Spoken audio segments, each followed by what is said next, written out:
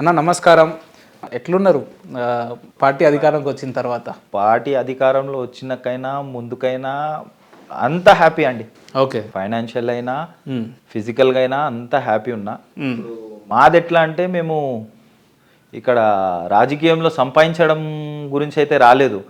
ఎంతసేపు ఇంటోళ్ళ డబ్బులు తీసుకొని ఆ చిన్న చిన్న బిజినెస్లు చేసుకొని జనాలకు పైసలు పెట్టడం తప్ప. మీరు రాజకీయాల్లో సంపాదించడానికి రాలేదా? సంపాదించడానికి రాలేదు. ఇంకొకసారి సంపాదించడానికి రాలేదు 100% రాలేదు. ఎందుకంటే అసలు రాజకీయంకి నేను సంపాదించాలని వస్తే నేను ఒక పోస్ట్ గ్రాడ్యుయేట్ స్టూడెంట్ని, బీకామ్ ఎంబీఏ చదివి నేను పైసలే సంపాదించాలనుకుంటే నేను ఒక ₹1,00,000 శాలరీ నాకు ఇప్పటి వరకు వచ్చేది. నేను సంపాదిస్తుండే. నేను 2014 పాస్డ్ అవుట్. ఓకే, ఎంబీఏ చదువుకొని నేను ఇంటోళ్ళకి మంచిగా చూసుకొని హ్యాపీ లైఫ్ బతుకుతుండే. అవును. నాకేంది ప్రజలకి సేవ చేయాలి, ప్రజలకి రీచ్ కావాలి, ప్రజలలో ఉండాలని కాబట్టే ఈ పైసల ముందుకెళ్ళే నాకు పైసలది అంత ఇంట్రెస్ట్ లేదు. నేను జనాలలో పోవాలా, జనాలకు సేవ చేయాలా, జనాలకు సేవ చేస్తే నాకు ఒక తృప్తి, ఒక హ్యాపీనెస్, అట్లా అని నేను రాజకీయంలో రావడం జరిగింది. అంతే తప్ప వేరే ఉద్దేశం ఏం లేదా? ఏం లేదు, వేరే ఉద్దేశం ఏం లేదా. 100%. ఇప్పుడున్న పరిస్థితులలో షాన్వాజ్ అన్న, మనం ఒక చిన్న స్థాయి కార్పొరేటర్గా నిలబడుతున్న వ్యక్తులల్లే 100 కోట్లు 1000 కోట్లు సంపాదిస్తున్న పరిస్థితులు, పెద్ద పెద్ద వాహనాలు, పెద్ద పెద్ద బంగ్లాలు, వాళ్ళ చేతి నిండా గోల్డ్ చూడడం, అంటే ఈ రకమైన పరిస్థితులు చూస్తూ ఉన్నాం. అటువంటిది మీరేంది కొత్తగా విచిత్రంగా నేను రాజకీయాల్లో సంపాదించడానికి రాలేదు, నలుగురు సేవ చేయడానికి వచ్చినా అని చెప్పి మాట్లాడుతున్నారు? ఎవరిని నమ్మించడానికి ఇటువంటి మాటలు మాట్లాడుతారు మీరు? ఎవరిని నమ్మించాల్సిన అవసరం నాకు లేదు. ఫస్ట్ ఆఫ్ ఆల్ ఏంటంటే నేను ఒక నార్మల్ ఇంట్లోకి వెళ్ళి వచ్చిన. మా తాత గవర్నమెంట్ ఎంప్లాయ్, నా డాడీ గవర్నమెంట్ ఎంప్లాయ్. నేను కూడా అయితే అవుట్ సోర్సింగ్ ఏదో ఒకటి మా డాడీ పెట్టించేస్తుండే. నాకు రాజకీయం ఇష్టం ఉంది కాబట్టి మా అమ్మ నాకు సపోర్ట్ చేసింది, మా డాడీ సపోర్ట్ చేసి రాజకీయం చేయి, నలుగురికి సేవ చేయడం నీకు ఇష్టం కాబట్టి చేయమని చెప్పి పంపించారు. సో నాకు ఇవన్నీ ఇప్పుడు కార్పొరేటర్ అయినా ఏమైనా వీళ్ళు కార్పొరేటర్ అవ్వాలి, పైసలు ఉన్నోళ్ళే కార్పొరేటర్లు అయిన మన దగ్గర లేదు. ఎమ్మెల్యేలు పైసలు ఉన్నోళ్ళే ఎమ్మెల్యేలు అయిన వాళ్ళు, మినిస్టర్ అయిన వాళ్ళు కాదు. పైసలు లేకున్న వాళ్ళు కూడా చాలా మంది అయినారు. మీరు అనే మాట 100% రైట్. చాలా మంది గొలుసులు వేసుకొని కార్పొరేటర్లు పైసా సంపాదించి ఫుల్ కోటీశ్వరులు వస్తారని చెప్తే మేము కూడా చిన్న నాయకులమే, ఇప్పుడు కూడా చిన్న నాయకులమే. చాలా మంది వచ్చారు. మీరు చిన్న నాయకుల? 100% చిన్న నాయకుల. 100% చిన్న నాయకులు అయితే ఇప్పుడు దాదాపు ఇప్పుడు సమయం 8:30-9 వస్తా ఉంది. నేను ఇందాక ఇంటర్వ్యూకి వచ్చిన తర్వాత కూడా మీ ఇంటికి ఆడ 10ల సంఖ్యలో జనాలు ఉన్నారు. చిన్న నాయకులు ఇంటికి ఇట్లా రారు కదా మరి? చిన్న నాయకులు ఇంటికి రారు కరెక్టే, కానీ ఇప్పుడు నా దగ్గర ఒక నమ్మకంతో, ఒక ప్రేమతో రావడం జరుగుతుంది. వాళ్ళకి చిన్న చిన్న సమస్యలు, ఏ సమస్యలు ఉన్నా నా ఇల్లు 24/7 ఓపెన్ ఉంటుంది. ఓపెన్ ఉన్నందుకు వల్ల వచ్చి వాళ్ళకి ఏం చిన్న సమస్యలు ఉన్నా ఏమున్నా చెప్పుకుంటారు. నేను డైరెక్ట్ యాక్సెసిబుల్. వేరే లెక్క లీడర్ల లెక్క వాళ్ళ సమస్యలు మీకు చెప్తే సాల్వ్ అవుతుందా? 100% సాల్వ్ అవుతుందా? అవుతుంది. నా వరకు ఎంత ఏడిది నేను చేస్తా. అది ఎక్కడి వరకు అంటే జెన్యూన్ ఉందనుకోండి, నేను ఎక్కడి వరకు అంటే అక్కడ ఎంత దూరం అంటే అంత దూరం పోతా.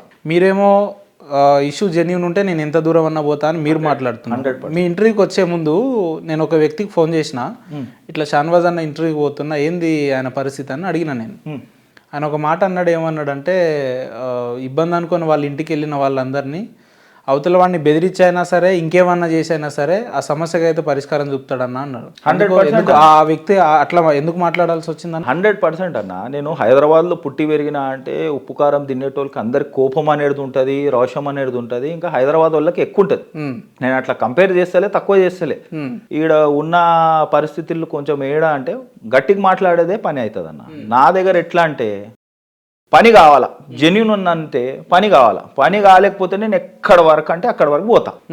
అది ఏమన్నా కానీ ఎక్కడి వరకు అంటే అక్కడి వరకు పోతా. అంటే పని కావడం కోసం అవతల వ్యక్తులు మీరు బెదిరిస్తారు, భయపెట్టిస్తారు, ఫోన్లో ధమ్కి ఇస్తారు. 100% అన్న. 100% ధమ్కి ఇస్తారా? ధమ్కి ఇస్తా. ధమ్కి అనుకుంటే ధమ్కి అన్న. ధమ్కి ప్రేమగానే సాల్వ్ చేయడానికి చూస్తా, మంచిగా చెప్తా ఇట్లెట్లో ఉంది.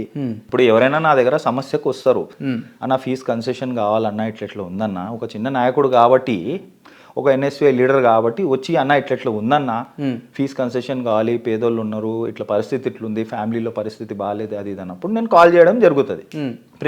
ప్రిన్సిపల్కైనా, ఏజిఎంకైనా, జిఎంకైనా కాల్ చేసి ఏం చేస్తారు మీరు? అన్న నేను చెప్తా, భయపడిపియా, మంచిగా చెప్తా. అన్న ఇది పరిస్థితి, నా దగ్గర ఒకళ్ళు వచ్చిర్రు, వాళ్ళు పేదోళ్ళు, నా లెటర్ యాడ్ పంపిస్తున్నా, ఇట్లా కన్సెషన్ కావాలని చెప్తా.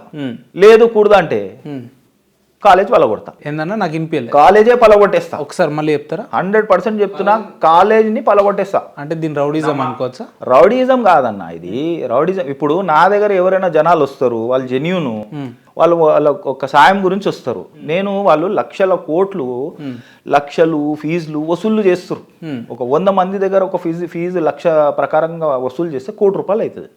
వాళ్ళ డొనేషన్లు అవి ఇవి. నేను వాళ్ళకి ఏమంటా 50% కన్సెషన్, ఒక 50,000 తక్కువ చేయన్నా, పేదోడు చదువుకోవాలని ఆశ ఉంది, 50% కన్సెషన్ అడుగుతా. ఇయ్యలేకపోతే నా పని. అదేంటన్నా మీరు నిర్భయంగా నా మాట వినకపోతే నేను కాలేజీలు వెళ్ళగొడతా అని మాట్లాడుతున్నాను, భయం లేదా? అంటే భయంలో రాజ్యాంగంలో ఉన్నప్పుడు మనం చట్టానికి లోబడి ఉండాలి కదా. అవునన్నా, చట్టానికి మేము గౌరవం ఇస్తాం, పోలీసు వాళ్ళకి మేము గౌరవం ఇస్తాం, చట్టంకి అయితే చాలా గౌరవం ఇస్తాం. కానీ కొన్ని సందర్భాలలో చేయాల్సి వస్తుంది అన్న. ఎందుకంటే జనాలు మన దగ్గర వచ్చినప్పుడు సాయం చేయలేని పరిస్థితుల్లో ఉంటాయి. రాజకీయం ఎందుకు, ఈ కుర్చీ ఎందుకు, ఈ పొజిషన్ ఎందుకు? అంటే జనాల గురించి మీరు పోరాడి, మీరు కొట్లాడి, మీ మీద కేసులు వేసుకోవడం అంత అవసరం మీకు ఏమొచ్చిందన్న? నా స్పెషల్ ఇంట్రెస్ట్ అన్న. నాకు జనాలలో పోవాలా, జనాలలో పనులు చేస్తే నాకు చాలా హ్యాపీ అన్న. నాకు ఎవరికైనా ఉన్నమాట ఒక 5,000 తక్కువ చేయించిన అంటే నేను ఆ రోజు అన్నం తిన్నాను, అంత హ్యాపీ ఉంటా. సరే, మీరేమో ఇంత గొప్పగా మాట్లాడుతున్నారు, బాగానే ఉంది. ఎవరైనా సెటిల్మెంట్ల కోసం మీ దగ్గరికి వస్తే షానవాజ్ భాయ్కి ఒక 5% 10% కమిషన్ ఇవ్వాల్సిందే, ఇస్తేనే ఆయన పని చేస్తాడు, ఎంతకైనా వెళ్తాడు అని చెప్తుంటారు. ఎంతవరకు వాస్తవం? ఇది తప్పన్న. ఇట్లాంటి పనులు నేను నా లైఫ్లో ఒక 12 నుంచి 15 ఇయర్స్ నుంచి రాజకీయంలో ఉన్నా. నేను ఏ రోజు ఇట్లాంటి పనులు చేయలేదు. 5% కాదు, 10% కాదు, ఇట్లాంటి పనులే నేను చేయ. నా జ్యూరిడిక్షన్లో రాని కమిషన్లు ఉండవు, ఏముండవు. ప్రేమగా ఏమున్నా కాలేజ్ సమస్యలు, చిన్న వేరే సమస్యలు, డ్రైనేజ్, స్ట్రీట్ లైట్లు ఏమున్నా చిన్న పేదోళ్ళకి అవైలబుల్ ఉంటా. ఇట్లా కమిషన్ పేదోళ్ళకు ఉంటారా, పెద్దోళ్ళకు ఉంటారా? పేదోళ్ళకే ఉంటా, మాక్సిమం పేదోళ్ళకి ఉంటా. దోస్తాని అందరితో ఉంటది. హైదరాబాద్ లో ఉన్నాం కాబట్టి పెద్దోళ్ళతో కూడా ఉంటది, పేదవాళ్ళతో ఉంటది, అందరితో ఉంటది. అందరు మన వాళ్ళు కాబట్టి అందరితో ఉంటా. కానీ మాక్సిమం నేను నా మనసు కొట్టుకునేది ఏంటంటే, మా అమ్మ నాన్న ఏం నేర్పించినారంటే మనకి, బేటా నీ ఇంటికి వచ్చినప్పుడు, నీ గడప దొక్కినప్పుడు వాళ్ళకి ఎంతో అంత సాయం చేయాల. నువ్వు రాజకీయంలో ఉన్నావు, నువ్వు మంచి పని చేయి, చెడ్డ పని చేయకు. సరే, సాయం చేయాలని అన్నారు కదా, ఇప్పటివరకు మీరు రాజకీయాల్లోకి వచ్చిన తర్వాత దాదాపు ఎంతమందికి సాయం చేసిన సందర్భాలు, దాఖలాలు ఏమైనా ఉన్నాయన్న? అన్న, ఇప్పుడు చెప్పాలనో చెప్పొద్దో తెలియదు కానీ ఇట్లాంటిది ఇప్పుడు ఈ పరిస్థితి నేను ఏ రోజు చెప్పలేదు. నేను దాదాపు అన్న చెప్పాలనో ఏదో నాకు ఎట్లనో అవుతుంది ఇప్పుడు కూడా చెప్పాలంటే. అంటే చేసిన మంచి పని చెప్పుకోవడంలో తప్పేముంది? ఏంటంటే నేను నమ్ముకునేది ఏంటంటే, ఒక చేయి నుంచి చేసిన మంచి పనులు ఇంకో చేయికి తెలియద్దు అన్నట్టు నా భావన, నా పర్సనల్ థింగ్. సో నేను ఏంటంటే దగ్గర ఒక 35 మెంబర్స్కి ఫ్రీ ఆఫ్ కాస్ట్లు చదివిస్తానన్న. Okay, free of cost. అది కూడా ఎట్లా, సొంత డబ్బులతో. సొంత డబ్బులు కూడా పెడతా, వాళ్ళకు కాలేజ్ ఫీజు మాఫ్ చేపిస్తా, ఎగ్జామినేషన్ ఫీజు నేను కడతా. నేను నా సపోర్ట్ ఉన్నారు ఒక బ్రదర్స్ నా ఎంబడి ఉండేటోళ్ళు, వాళ్ళు కూడా కొంచెం కాంట్రిబ్యూట్ చేస్తారు, నేను కూడా కాంట్రిబ్యూట్ చేసి ఎగ్జామినేషన్ ఫీజు చేస్తాం. ఎందుకంటే కొన్ని కాలేజీలు నాకు సపోర్ట్ ఉన్నాయి, ఉన్న మాట చెప్తున్నా. కొన్ని కాలేజీలు నాకు సపోర్ట్ ఉన్నారు, జెన్యూన్ ఉంటే, షానవాజ్ అన్న నీ లెటర్ యాడ్ పైన నువ్వు నాకు పంపి, నాకు పంపి అన్న, జెన్యూన్ ఉంటే పంపి, free of cost college fees మాఫ్ చేపించేస్తా, ఏం తీసుకోను, ఎగ్జామినేషన్ ఫీజు కట్టించేసి అన్న అని చెప్తారు. అది కూడా ఎందుకు కట్టాలని చెప్పి మేమే కట్టేస్తాం. 1,000-2,000 ఉంటుంది అన్న ఎగ్జామినేషన్ ఫీజు, అది నేను నా పర్సనల్గా కట్టేస్తాను. అట్లా దగ్గర ఒక 35 మెంబర్స్. నాకు చెప్పాలంటే ఎట్లా ఉంది, ఫస్ట్ టైం మీ ఇంటర్వ్యూలో నేను ఈ మాట చెప్తున్నా. ఇప్పుడు వరకు నా దగ్గర వాళ్ళకి తప్ప ఎవరైనా చేసిన మంచి పనులని చెప్పుకుంటారు కదా అన్న, మీరేంది చెప్పడానికి ఇబ్బంది పడుతున్నారు? ఎందుకు? కాదన్న, నాకు అట్లాంటి నేచర్ నాది కాదు, నా నేచరు అట్లాంటిది కాదు. ఎందుకంటే చెప్పుకుంటే ఇది సొంత డప్ప కొట్టుకుంటుండు ఏంది అన్నట్టు కొంచెం నాకు హ్యాపీనెస్ ఉండదు. ఆ 35 మెంబర్స్ ఫ్యామిలీ నాకు ఈ ప్రేయర్స్ లో పెట్టుకున్నారంటే, వాళ్ళు నాకు ప్రే చేస్తే నాకు చాలు. నాకు రాజకీయంలో వచ్చి నేను ప్రజలలో పోవాలా, ప్రజలకు మంచి చేయాలని చెప్పి రాజకీయంలో వచ్చినా కాబట్టి నాకు వాళ్ళు హ్యాపీ ఉంటే చాలు. నాకు ఈ గుర్తింపు వద్దు, ఈ సోషల్ మీడియాలో చర్చలు వద్దు, వద్దు. సామాజిక మాధ్యమాలు చెప్పుకోవడం మీకు ఇష్టం ఉండదా? ఈ పనులు ఇష్టం ఉండదు. వేరే పనులు నాకు ఎట్లా అంటే అన్న, ఖుషీలో నాకు ఫోన్ చేసినా నేను అంత హ్యాపీ ఉండదు. మనోనికి ఏమైనా కష్టంలో నాకు ఫోన్ చేస్తే నేను అతను సాయం పడినా అంటే నేను ఎంత హ్యాపీ ఉంటా, అంత హ్యాపీ ఉంటా. నాకు అంటే ఎవరు ఫోన్ చేసినా లిఫ్ట్ చేస్తారా మీరు? 100% చేస్తాను. ఎవరు ఫోన్ చేసినా ఫోన్లు లిఫ్ట్ చేస్తా, అవైలబుల్ ఉంటా, ఈజీ యాక్సెసిబుల్ ఉంటా. అందరు ప్రాబ్లమ్స్ వింటారా? 100% వింటాను, 100% వింటా. వాళ్ళకి ప్రాబ్లం ఏమున్నా నా వంతు నేను 100% సాయం షాన్వాజ్ అన్న యాజ్ ఏ జనరల్ సెక్రటరీగా, ఎన్ఎస్యుఐ జనరల్ సెక్రటరీగా ఇప్పటి వరకు మీ దగ్గర వచ్చిన సమస్యలు దాదాపు మీరు ఎన్ని వరకు సాల్వ్ చేసి ఉంటారు? అందులో మీకు బాగా ఇబ్బంది అనిపించిన, లేదంటే అవతల వాళ్ళ సిచ్యువేషన్స్ చూసి మీకు బాగా ఇబ్బంది అనిపించిన పరిస్థితులు ఏమైనా ఉన్నాయన్న మీ పొలిటికల్ హిస్టరీలో? పొలిటికల్ హిస్టరీలో ఎట్లా అంటే అన్న, నాకు పెద్ద ఏం అంత ఫరక్ పడలేదన్న. ఏ ఇబ్బంది వచ్చినా మంచిగానే సాల్వ్ అయింది, గట్టిగానే అయింది. కానీ కొన్ని కేసులు బుక్ అయినాక అది పేషీలు తిరిగి పేషీలకు తిరగడం ఉంటుంది మన దగ్గర. ఆ పేషీలలో తిరిగేటప్పుడు కొన్ని సమస్యలు నేను చేసినందుకు నా పైన కేసులు బుక్ ఉన్నాయన్న ఆల్రెడీ. తెలంగాణ ఎజిటేషన్స్ అప్పుడు కాంగ్రెస్ పార్టీ ఏ కాల్ చేసినా మనం కొంచెం మాస్ కాబట్టి కొంచెం మాస్ స్టైల్లో పోతప్పుడు కొన్ని కేసులు బుక్ అయినప్పుడు అది 8 years నేను పేషీలలో తిరిగిన. ఓకే, చిన్న కేసే. ఎన్ని కేసులు ఉన్నాయన్న దాదాపు? ఇప్పుడు నాకు ఒక 4 కేసులు ఉన్నాయన్న. 4 కేసులు ఉన్నాయి. ఆర్టీసీ బస్సులు పొలగొట్టింది, కేర్ హాస్పిటల్ అద్దాలు పొలగొట్టినవి. ఇవన్నీ ఎవరి కోసం చేసిండు షాన్వాజ్ అని అంటే ఏం చెప్తాడు? పార్టీ గురించి అన్న, పార్టీ గురించి. ఎందుకు మీకు కాంగ్రెస్ పార్టీలో అంతగా ప్రయారిటీ ఇవ్వాల్సినంత అవసరం ఏమొచ్చింది? ఎందుకు నచ్చింది మీకు? కాంగ్రెస్ పార్టీ అంటేనే నా ప్రాణం అన్న.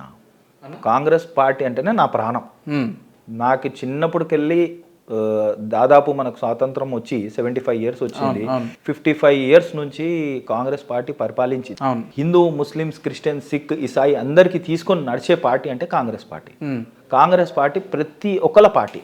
కాంగ్రెస్ పార్టీ అంటే ముస్లింల పార్టీ, హిందువుల పార్టీ, ఎస్టీల పార్టీ, ఎస్సీల పార్టీ, బీసీల పార్టీ, అందరి పార్టీ. కాంగ్రెస్ కా హాత్ గరీబ్ కే సాత్, కాంగ్రెస్ కా హాత్ గరీబ్ కే సాత్ అంటారు. అది ఒక నిదానం. సో దీంట్లో ఉన్న ఒక గ్రేట్ లీడర్స్, మనము నెహ్రూ గారి నుంచి స్టార్ట్ చేస్తే, మహాత్మా గాంధీ నుంచి స్టార్ట్ చేస్తే, రాజీవ్ గాంధీ, ఇందిరా గాంధీ కావచ్చు, మన సోనియా గాంధీ కావచ్చు, రాహుల్ గాంధీ కావచ్చు, మొన్న ప్రియాంక గాంధీ కావచ్చు, ఒక గాంధీ ఫ్యామిలీ నుంచి ఒక పెద్ద లీడర్స్, చిన్న కార్యకర్త నుంచి ఒక పెద్ద కార్యకర్త, పెద్ద లీడర్లు, ఒక నేషనల్ లీడర్ వారికి మన మల్లికార్జున్ ఖర్గే గారు, ఇట్లాంటి చాలా పెద్ద ఎస్టాబ్లిష్డ్ లీడర్స్ ఇక్కడ పుట్టినప్పుడు నాకు నేషనల్ పార్టీలో ఉండాలని చెప్పి నాకు ఒక చిన్నప్పటికెళ్ళి ప్రేమ, అభిమానం. మీ జర్నీ కాంగ్రెస్ పార్టీ నుంచి స్టార్ట్ అయింది కదా షాన్వాజ్ అన్న, ఎండింగ్ కూడా కాంగ్రెస్ పార్టీలోనే ఉంటుందా అంటే మీరు కాన్ఫిడెన్స్ గా ఉంటుందని చెప్పగలుగుతారా? 100% చెప్పగలుగుతారా? 100% చెప్పగలుగుతారా? 100% అన్న. సార్ రైట్, బానే ఉంది. ఇప్పుడు మీకు అనుకోకుండా ఒక ఫోన్ కాల్ వస్తుంది, అది మాజీ ముఖ్యమంత్రి కేసీఆర్ గారి దగ్గర నుంచి వస్తే, షాన్వాజ్ భాయ్ आप मिलके काम करना है, आप मेरे साथ रहना है, మీరు నాతో ఉండాల్సిన పరిస్థితి వస్తే మనం కలిసి పని చేద్దాం అని చెప్పి కొంతవరకు ఒక ఫైనాన్షియల్ ఆఫర్ కావచ్చు, ఇంకేదైనా ఆఫర్ కావచ్చు ఇస్తే, తెల్లారి షాన్వాజ్ గారు ఏ పార్టీలో ఉంటారు? 100% నేను నా లాస్ట్ మినిట్, ఇప్పుడు మీ ఇంటర్వ్యూలో చెప్తున్నా, ఆన్ రికార్డ్ మాట్లాడుతున్నారు, ఆన్ రికార్డ్, లాస్ట్ మినిట్ నా కళ్ళు మూసుకునే టైంలో కూడా ప్రేమ, అభిమానం కాంగ్రెస్ పార్టీ పైన ఉంటుంది. నేను చనిపోయిన తర్వాత కూడా నా ఏంటంటే దానిపైన కాంగ్రెస్ జెండానే ఉండాలా, అంతే తప్ప మీరు పార్టీ సమస్యనే లేదు. ఒకసారి మళ్ళీ ఆలోచించండి, కేసీఆర్ లాంటి పెద్ద నాయకులు ఫోన్ చేస్తే మీరు వెళ్ళమంటున్నారు. ఒకసారి 100% కేసీఆర్ కాదు, నరేంద్ర మోడీ కాదు, ఎవరైనా కాదు, ఎవ్వరు ఫోన్ చేసినా మా బాస్ రాహుల్ గాంధీ, మా నాయకురాలు సోనియా గాంధీ, ఓకే అంతే. ఇంకా ఎవ్వరు ఏం చెప్పినా వాళ్ళ ముందు. ఒక క్లారిఫికేషన్ అన్న, మీ బాస్ రాహుల్ గాంధీ అన్నారు కాబట్టి ఎప్పుడు చూసినా మీ బాస్ రాహుల్ గాంధీ గారు ఒక స్పీచ్ వింటా ఉంటాం, నఫరత్ కే బాజార్ మే మహబత్ కా దుకాన్ ఖోల్ రహా హూం అంటారు. అవును, అంటే దాని మీనింగ్ ఏందన్న? ఇప్పుడు నఫరత్ కి దుకాన్ మే మొహబ్బత్ కి దుకాన్ అంటే ఇది ఎంత పెద్ద మెసేజ్ అంటే అన్న, ఈడ మనకి నరేంద్ర మోదీ గవర్నమెంట్ 2014లో వచ్చిన తర్వాత ఎంత హేట్ పెరిగిందో మీరు ఒకసారి మీరు జర్నలిస్ట్ పెరిగింది. మరి పెరిగితే ఇప్పటికి 3 terms వాళ్ళు ఎందుకు గెలుస్తారన్న? 3 times ఇది గెలవడం అంటారా అన్న? దీనికి నేను ఓపెన్ ఛాలెంజ్ చేస్తున్నా. నేను నా వాయిస్ ఎక్కడి వరకు వెళ్తుందో నేను చెప్తున్నా. రాహుల్ గాంధీ గారు అయితే ప్రతి విషయంలో చెప్పారు, ఈవీఎం హటాకే బ్యాలెట్ పేపర్లో ఎలక్షన్స్ పెట్టమని చెప్పి రాహుల్ గాంధీ గారు ఓపెన్ గా చెప్తున్నారు. వాళ్ళకి దమ్ము ధైర్యం ఉంటే అమిత్ షాకైనా, నరేంద్ర మోడీకైనా, బీజేపీ పార్టీకైనా. ఎందుకు ఈవీఎం ఉంటే ప్రాబ్లం ఏంటి, బ్యాలెట్ ఉంటే సేఫ్ ఏంటి? ఈవీఎం లో మొత్తం ట్యాంపరింగ్ నడుస్తుంది. మరి ట్యాంపరింగ్ జరిగితే కొన్ని రాష్ట్రాల్లో కాంగ్రెస్ పార్టీ కూడా రూలింగ్ లో ఉంది కదా, అక్కడ కూడా ట్యాంపరింగ్ జరిగింది అన్నట్టు అన్న. ప్రతి వీళ్ళు చాలా చాణక్య, వీళ్ళు ఏడ ట్యాంపరింగ్ చేయాలో ఎక్స్పర్ట్స్ 100%. వీళ్ళకు ఉన్న అంత బుద్ధి, వీళ్ళకున్న అంత చేసే కథలన్నీ ఏడ చేయాలనో ఏడ చేద్దో అంత వాళ్ళకి తెలివి ఉంది కాబట్టి, జిమ్మిక్లు చేస్తారు కాబట్టి, మన యూత్ కి కొంచెం అటు ఇటు చేస్తారు కాబట్టి వాళ్ళు అంతంత మాత్రం సక్సెస్ అవుతారు. ఉన్నమాట. ఇప్పుడు ఉన్నమాట అన్న. ఇప్పుడు సక్సెస్ అనేది వాళ్ళకి దొరుకుతుంది. అవును. ఎంతవరకు దొరుకుతుందన్న? ఉమ్. వాళ్ళు చేసే యూత్కి అది ఇది చేసి ఇది ట్యాంపరింగ్ చేస్తారు కాబట్టి వాళ్ళకి సక్సెస్ దొరుకుతుంది. వాళ్ళకి ఇమేజ్ అనేదే లేదన్న, మనకు విజన్ అనేదే లేదు. వాళ్ళు దేశానికి ఏడ తీసుకోబోతున్నారు అన్న. షానవాజ్ అన్న, యాజ్ ఏ ముస్లిం కమ్యూనిటీలో వన్ ఆఫ్ ద గుడ్ లీడర్గా ఒక క్వశ్చన్, అమిత్ షా గారు మనం జనరల్ ఎలక్షన్స్ టైంలో చేవేలాలో నిర్వహించిన సభలో మాట్లాడుతూ వారు ఒక మాట ఏమన్నారంటే, ఈ టర్మ్లో కనుక బీజేపీ తెలంగాణలో అధికారంలోకి వస్తే ముస్లింకి ఉన్న 4% రిజర్వేషన్స్ కూడా మేము తీసేస్తామని అన్నారు. దాన్ని మీరు ఎట్లా చూస్తారు? బుద్ధి చెప్పారు కదన్న. ఇక్కడ తెలంగాణలో నీది నడవదు కాబట్టి పంపించేసారు కదన్న. ఇక్కడ తెలంగాణ వాళ్ళు కొంచెం తెలివిగల వాళ్ళు కాబట్టి ఆ మాటల్లో రారు కాబట్టి తుమ్ జావా అని చెప్పేసి ఈ బాతాయా నై చల్తే ఇక్కడ నడవదు నీ మాటలు అని చెప్పి ఇంటికి వెళ్ళిపో అని చెప్పి మళ్ళీ ఢిల్లీకి పంపించేసారు. ఇది జరిగిందన్న. వాళ్ళు ఏడ నడిపియాలో నడిపించగలుగుతాడు కానీ ప్రతి దగ్గర జనాలు అదిగారు. ఇక్కడ ట్యాంపరింగ్ కూడా ఇవి వాళ్ళకి కుదరలేదు కాబట్టి చేయలేదు, లేదంటే ఈడ కూడా చేసేస్తుండే వాళ్ళు. బీజేపీలో సీనియర్ నాయకులు బండి సంజయ్ లాంటి వాళ్ళు, కిషన్ రెడ్డి లాంటి వాళ్ళు మాట్లాడుతూ హైదరాబాద్లో ముఖ్యంగా చార్మినార్ ప్రిమిసెస్లో ముస్లిమ్స్ ఎవరు కూడా ఉండడానికి వీల్లేదు, వీళ్ళు దేశానికి విరుద్ధంగా పనిచేస్తూ ఉన్నారు అని చెప్పి చెప్తా ఉన్నారు. నిజంగా హైదరాబాద్లో కావచ్చు, తెలంగాణ రాష్ట్రంలో ముస్లిమ్స్ బతకడానికి హక్కు లేదంటారా? ఇది సైకలాజికల్, ఇవన్నీ వీళ్ళ మైండ్లో పెట్టిన మాటలు. వీళ్ళకు ఎవరో స్క్రిప్ట్ రాసిస్తే వాళ్ళు చెప్పేటోళ్ళు తప్ప నేను కిషన్ రెడ్డి గారికి కూడా సీరియస్ తీసుకోను, బండి సంజయ్ గారికి ఈడ జనాలు కూడా తీసుకోరు. ఓకే, వాళ్ళకి ఎవరో స్క్రిప్ట్ రాసి ఇస్తే వాళ్ళు చదివే పోయి లోపల పోయి చదువుకొని బయటకు వచ్చి మైక్లో మీడియా ముందు చెప్పేటోళ్ళు ఉన్నమాట అన్న. వాళ్ళు చెప్పేది ఏంది, ఎందుకు హక్కు లేదన్నా? మనము కాన్స్టిట్యూషన్ లో బిఆర్ అంబేద్కర్ గారు ఏం రాసిర్రు, ప్రతి ఒక్కళ్ళకు సమానం హక్కు ఉంది. ఇండియా ఇస్ అందరి కంట్రీ. ఇప్పుడు ఇక్కడ ముస్లిమ్స్ ఎవరు తక్కువ గారు, హిందూస్ ఎవరు తక్కువ గారు, క్రిస్టియన్స్ ఎవరు తక్కువ గారు, మన సర్దార్జీలు సిక్కులు ఎవరు తక్కువ గారు, మనం బుద్ధిజం అందరికి ఏ కులంకి నమ్మేటోళ్ళు. That is the personal thing అన్న. రాజకీయం చేయడం ఎందుకు?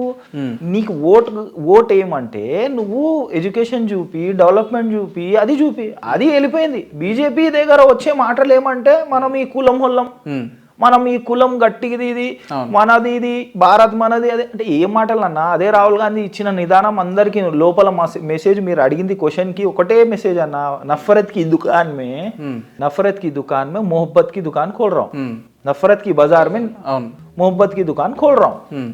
100% సక్సెస్ అయ్యింది అన్న. 100% ఇప్పుడు అపోజిషన్ లీడర్ గా ఒక ఉందంటారా? కాంగ్రెస్ పార్టీకి సెంట్రల్ లో ఫ్యూచర్ ఉందంటారా? 100% ఉందన్న.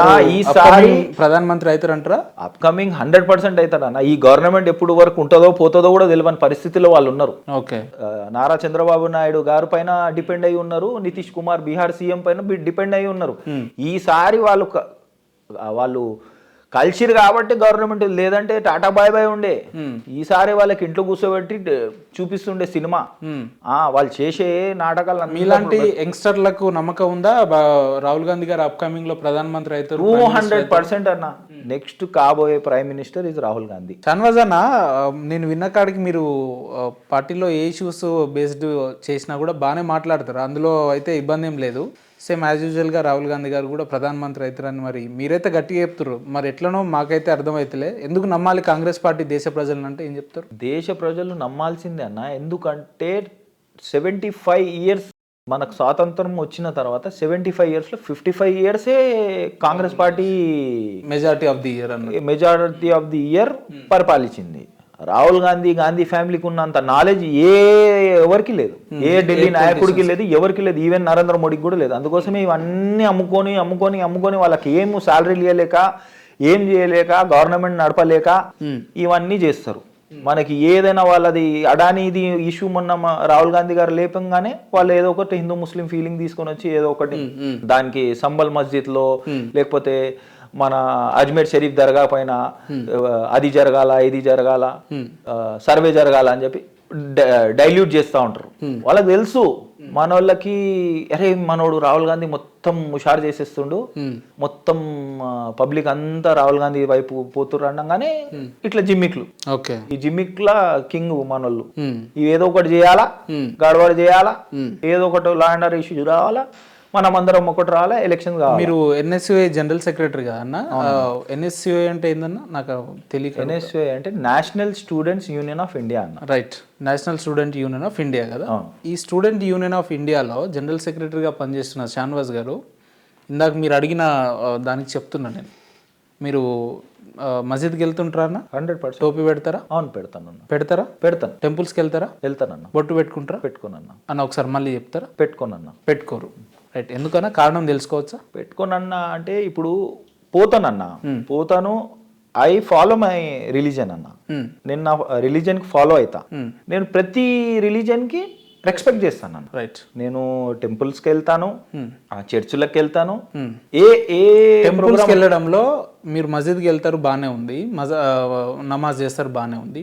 టెంపుల్స్కి వెళ్ళి అక్కడ పూజారి ఇచ్చే ప్రసాదం తింటారా అంటున్నా? తింటాను. తింటా. బొట్టు పెట్టుకుంటారా? పెట్టుకోనన్న. బొట్టు పెట్టుకుంటారా? పెట్టుకున్నా. మరి మీరు ఇతర మతస్థులను గౌరవించినట్టు ఎట్లయితుంది అన్న? పోతున్నాను కదన్నా, పోతున్నాను, వాళ్ళు ఏం చెప్పినా చేస్తున్నాను. కానీ నా రిలీజన్కి నేను ఫాలో అవుతున్నాను కదన్నా, అవుతున్నాను. ఇప్పుడు నేను చేస్తున్నాను, ఏం చేయాలో చేస్తున్నాను, కానీ బొట్టు పెట్టుకోవట్లేను. అంటే మీరు ఇతర మతస్థులను గౌరవించినట్టు ఎట్లయితుంది అని అంటున్నాను నేను. ప్రసాదం తింటున్నా కదన్నా, పోతున్నా కదన్నా. వేరే ముస్లిమ్స్ అయితే పోరు కూడా పోరు. నేను వాళ్ళ ఇదే హైదరాబాద్ ఇంటికి, ఇదే షాన్వాజ్ గారి ఇంటికి కేవలం అవసరాల కోసం అని చెప్పి, ఇబ్బంది అని చెప్పి కేవలం ముస్లిం కమ్యూనిటీ వాళ్ళే వస్తారా? రిలీజియన్కి సంబంధం లేకుండా హిందూస్ అయినా క్రిస్టియన్స్ అయినా హూ ఎవర్ ఇట్ మేబీ ఎవరైనా వస్తుంటారు? అందరు వస్తారన్న. అందరు వస్తారు. అందరు వస్తారా? అందరు. రేపు పొద్దున నేను ఇదే కెమెరాలు తీసుకొని మీ ఇంటికి రావాలా? అవునన్న. జనాలను కలిసే మిమ్మల్ని, అందులో అన్ని రిలీజియన్ వాళ్ళు ఉంటారా, ఓన్లీ ముస్లిం కమ్యూనిటీ? అందరూ ఉంటారన్న. అంటే మీరు ఏదో కెమెరాల ముందు కావాలని చెప్తారా నిజంగానే? మీరు నేను లేనప్పుడు కూడా మీరు ఎంక్వైరీ చేసుకోవచ్చు, నా గురించి కనుక్కోవచ్చు. నాకి ఉన్నమాట చెప్తున్నా అన్న. ఈ మాట చెప్పాలనో చెప్పొద్దో తెలియదు, కానీ నాకు ముస్లిమ్స్ బ్రదర్స్ ఎంత సపోర్ట్ ఉందో, నేను క్యాస్ట్ ప్రకారంగా మాట్లాడతలేదు, హిందూ బ్రదర్స్ అంత నాకు సపోర్ట్ ఉన్నారన్న. నా పైన ఈగ వాళ్ళనియరు, ఉన్నమాట చెప్తున్నా. ఎంత ఈగ వాళ్ళనియరా? ఈగ వాళ్ళనియరు. వాళ్ళంతా మీ బ్రదర్సా, లేదంటే మీ ప్రైవేట్ సెక్యూరిటీ, లేదంటే ప్రైవేట్ గుండాలా మీ వెనక తిరిగి? ప్రైవేట్ సెక్యూరిటీ గుండాలు ఉండరన్న. హైదరాబాద్ లో ఉన్నాం కాబట్టి అందరూ కలిసిమెలిసి ఉంటాం కాబట్టి. మేము విన్నది ఏంటంటే షాన్వాజ్ గారు పొద్దున్న లేస్తే ఒక 10 మంది పైల్వాన్లను వేసుకొని తిరుగుతాడు, ఒక 10 కార్లలో తిరుగుతాడు, 4 గుండగాలను వేసుకొని తిరుగుతాడు, పొలిటీషియన్స్ పేరుతోటి గుండాయిజం రౌడీజం చేస్తారు అని అంటారు. వాస్తవం అన్నది? వాస్తవం. ఈ సరాసరి తప్పన్నా. ఇవన్నీ నేను ఎంకరేజ్ కూడా చేయను. అట్లాంటివి ఏమైనా ఉన్నా కూడా నేను వాళ్ళకి ఎంకరేజ్ చేయరా? ఎంకరేజ్ చేయను, దగ్గర కూడా రాని. మరి ఎందుకన్నా ఏం ఇన్ఫ్లుయెన్స్ లేనిది, ఏం పబ్లిసిటీ లేనిది మీ వెనకాల మీ తమ్ముళ్ళు కావచ్చు లేదా మీ ఇష్టపడి వస్తారు నా దగ్గర ఇష్టపడి. ఏ చిన్న చిన్న సమస్యలున్నా పెద్ద సమస్యలున్నా అన్న మన గురించి నుంచుంటాడు, మన గురించి కొట్లాడతాడు, ఎవరికైనా భయపడాడు, ఏడు కడికే ఆడ వరకు పోతాడు. కాబట్టి ఆ ప్రేమతో వస్తారు. నాకు ఒక ప్రేమ లెక్క, ఒక బ్రదర్ లెక్క చూసుకుంటారు. నేను ఉన్నమాట వేరే ఆశించే ఏముండదు అన్న. ఈగ వాళ్ళని అన్న, వాళ్ళే నా ధైర్యం. అంటే ఏం చేస్తారు మిమ్మల్ని? ఎవరేమన్నా అంటే ఏం చేస్తారు వాళ్ళు? ఏమంటే అది చేస్తారన్న. ఏమంటే అది అంటే ఏమంటే నాకు అర్థం కాదు. ఏమంటే ఇంకా మీకు ఎట్లా చెప్పాలో అన్న, నేను ఏమంటే అదన్నా, మంచి చేస్తాం, తప్పు చేస్తాం. ఎగ్జాంపుల్ ఉదాహరణకు మిమ్మల్ని ఎవరైనా వచ్చి మీతో గొడవ పడ్డారు అనుకో, వాళ్ళు ఆయన ఏం చేస్తారు మీ ఫాలోవర్స్? అప్పుడు తెలుస్తుంది అన్న మీకు వాళ్ళు ఏం చేస్తే దాని రిప్లై. అంటే ఇటువంటి రాజకీయాలనైనా మీరు ఎంకరేజ్ చేసేది? మేము చేయమన్నా, మేము ఎవరి జోలికి పోమన్నా, మేము ఎవరి జోలికి పోం. మా జోలికి వస్తే మేము వదలం. ఇదేం స్ట్రాటజీ? హైదరాబాద్ స్ట్రాటజీ, నా స్ట్రాటజీ లవ్ అండ్ ఎఫెక్షన్ అన్న. అది మేము ఎవరికి తప్పు చేస్తలేము, ఎవరికి ఇబ్బంది పెడతలేము. మాకొచ్చి ఎవడైనా ఇబ్బంది పెడితే వానికి మేము ఏందో చూపించాలి కదన్న. అన్నం తినేటోళ్ళం, కోపం అనేది ఉప్పు కారం తినేటోళ్ళం, కోపం అనేది సహజం. మంచికి షానవాజ్ గారు, మీ వయసు చాలా చిన్నది, రాజకీయాల్లో ఇంకా అనేకమైన పదవులు, అనేకమైన స్థాయిలు అవరోధించాల్సిన పరిస్థితి ఉంది. ఈ ఏజ్ లో ఎన్ఎస్ఓఏ గ్రూప్ లో ఇంత యాక్టివిస్ట్ గా, ఇంత రూడ్ గా బిహేవ్ చేయడం, ఇది భవిష్యత్తులో మీకు ఏమైనా ఇబ్బంది అయ్యే పరిస్థితులు ఏమైనా ఉండొచ్చుగా? భవిష్యత్తులో ఏం లేదన్నా, నా స్టైలే అంతా. నేను ఎవరు జోలికి పోను, నేను సాఫ్ట్ గానే ఉంటానన్నా. నాకు గెలికే వరకు నేను సాఫ్ట్గా ఉంటాను. నాకు గెలికితే మాత్రం మనకు వదిలా అన్న. ఎవరైనా సరే, వేరేళ్ళు కూడా అట్లనే ఉంటారు, వాళ్ళు చెప్పుకోరు, నేను చెప్పుకుంటున్నా. ఎన్ని ఇయర్స్ అయిందన్నా మీరు ఎన్ఎస్యూలో కమిటీలో జాయిన్ అయ్యి? నేను అన్న 2012 అన్న. 10 నుంచి యాక్టివ్ ఉన్నా, 2010 నుంచి యాక్టివ్ ఉన్నా. నా టీనేజ్ నుంచి పార్టీలో ఉన్నా అన్న నేను యాజ్ ఎ వర్కర్ గా. 2012 I was the youngest general secretary in United Andhra Pradesh అన్న. యంగెస్ట్ జనరల్ సెక్రటరీ యునైటెడ్ ఆంధ్రప్రదేశ్లో I worked as 3 years general సెక్రటరీగా వర్క్ చేసినాను అన్న. మళ్ళా తెలంగాణ అయిన తర్వాత ఐ గాట్ మళ్ళీ ఎలెక్ట్ అయినా వైస్ ప్రెసిడెంట్గా ఎలెక్ట్ అయినా అన్న 2015లో 15 to 18 వరకు మళ్ళీ వైస్ ప్రెసిడెంట్గా పనిచేసిన. మళ్ళీ నా వర్క్ చూసి పార్టీ వాళ్ళు వర్కింగ్ ప్రెసిడెంట్ ఇచ్చారు నాకు. NSUA వర్కింగ్ ప్రెసిడెంట్గా పనిచేసిన 2018లో. మళ్ళీ జనరల్ ఎలక్షన్స్ కన్నా ముందు మళ్ళీ ఎలక్షన్స్ అయితే స్టేట్ జనరల్ సెక్రటరీగా పోటీ చేసి స్టేట్ జనరల్ సెక్రటరీగా గెలిచిన. రైట్ షాన్వాజ్ అన్న, ఇప్పుడు నేను ఒక క్వశ్చన్ అడుగుతానా, ఆ క్వశ్చన్ అడిగిన తర్వాత మీ ఈగో హట్ అయ్యి మా స్టాఫ్ని కొట్టడం, కెమెరాల వల్ల కొట్టడం, లేదంటే మీ వాళ్ళతో బెదిరించడం అటువంటి ఏమన్నా ఉండవు అని అంటే నేను అడుగుతా. అట్లా ఏముండవు అన్న, ఎందుకుంటే అవన్నీ ఏముండవు. క్లియర్ కదా, అనిపిస్తున్నా క్లియర్ కదా, క్లియర్ కదా. NSUAలో జనరల్ సెక్రటరీగా ఉన్నారు కదా, NSUA స్టేట్ ప్రెసిడెంట్ అయినటువంటి బల్మూరు వెంకట్ గారికి మీకు ఎక్కడో చెడింది, వారి పేరు చెప్తేనే మీకు పడదు అనేది వింటూ ఉంటాం. ఎంతవరకు వాస్తవమన్నా? అది తప్పన్న, అట్లాంటివి ఏం మా ఇద్దరి మధ్యలో ఏం లేదు. మీకు బల్మూరు వెంకట్ గారి రిలేషన్ బాగుంటుందా? బాగానే ఉంటుంది.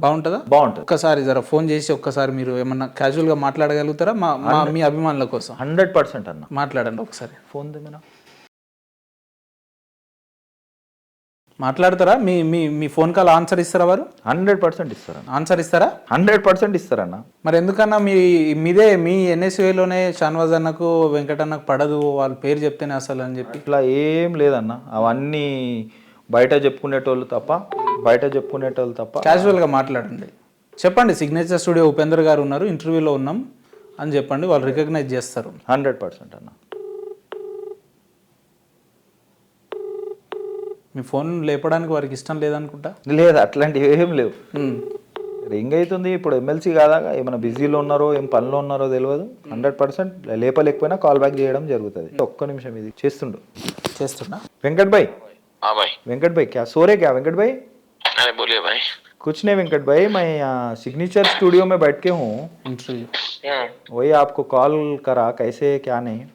Okay okay. कैसे वेंकट भाई, बिजी है क्या? नहीं बोलिए बोलिए भाई। क्या कर रहे भाई? చెప్పండి, ఇట్లా యాంకర్ గారు ఫోన్ చేయమన్నారు. యాంకర్ साहब फोन करो बोले थे आपको। उपेंद्र गारू, उपेंद्र साहब, फोन क्रांति Upendra. Okay okay okay okay. वही आपको एक बार कॉल लगाया, वही बात करेंगे। कहाँ है क्या नहीं, कहाँ जा रहे थे भाई? रिटर्न आ रहे क्या घर को? हाँ घर को जा रहे भाई। ओके ओके ओके, सो गए शायद। ठीक है, फिर करता हूँ। थैंक यू वेंकट भाई। क्या इंटरव्यू में है? हाँ इंटरव्यू लाइव में हूँ। ठीक है ठीक है ठीक है। फिर करता हूँ वेंकट भाई मैं आपको। Okay okay okay. ఎట్లా ఉంటుంది అన్న వారితో రిలేషన్ మీకు ఎట్లుంటది? మంచిగా ఉంటుంది అంటే NSUAలో కూడా 2-3 వర్గాలు ఉన్నాయని చెప్పి, అందులో షాన్వాజ్ గారిది ఒక వర్గం అని చెప్పి, బల్మూరు వెంకట్ గారిది ఒక వర్గం అని చెప్పి, ఆయన యాక్టివిస్ట్గా ముందుకు వెళ్తున్నాడు కాబట్టి వారితో మీకు సత్సంబంధాలు ఎక్కువ ఉండవని చెప్పి వింటూ ఉంటాం మేము. లేదు, అట్లాంటివి ఏం లేవన్నా, కలిసి ఉంటాం. వర్గాలంటే కాంగ్రెస్ పార్టీలో కామను, NSUAలో కామను, యూత్ కాంగ్రెస్లో కామన్ అన్న. ఎందుకంటే వర్గాలు అంటారా? వర్గాలే. ఎందుకంటే మేము ఎలక్షన్స్ లో కొట్లాడుతుందే నా వర్గం నేను గెలిపించుకోవాలని నేను కొట్లాడతా. ఇప్పుడు వాళ్ళ వర్గం వాళ్ళు గెలవాలని అతను కొట్లాడతారు.